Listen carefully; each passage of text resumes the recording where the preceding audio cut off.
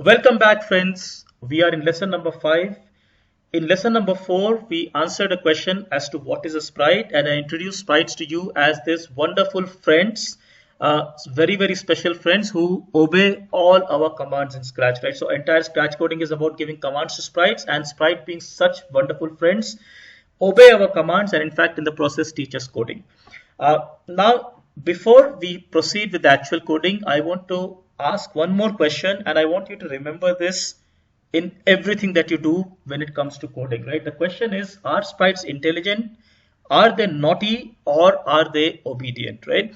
Now, sometimes you look at sprites doing great things. People do, wonderful games, and sprites seem to be doing some really fantastic things, and you think they are very intelligent.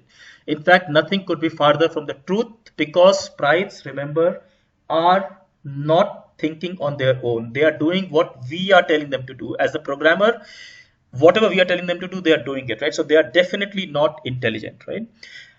When you do coding yourself, sometimes you find that sprites don't follow your orders, right? You want them to do something, but sprites just refuse to do it, right? So does that mean they are naughty?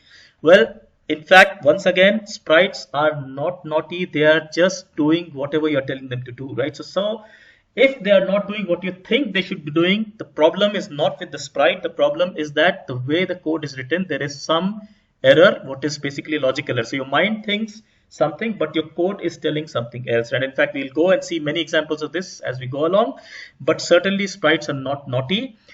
Sprites are in fact obedient, right? Now I tell this to my students again and again. I keep drilling this down in their head that sprites are obedient. Remember, they are wonderful friends. They are obedient. They do not think, and which is also why they are such amazing creatures, because since they are not thinking, all the thinking burden is on us, right? Which means that whenever we are giving commands to a sprite, we have to break it down into logical pieces. We have to break it down in a step-by-step logical thinking and tell them at every step what to do. It may be, it sometimes may be an obvious thing for you, but a sprite has to be told, right? And which is why they are such beautiful things for learning coding, right? So once again, remember, sprites intelligent, no; naughty, no; obedient, yes, right? So intelligent, no; naughty, no; obedient, yes. Now remember, this particular thing is going to stay with you forever. Sprites are super obedient. That's great, but what it also means is that they are expecting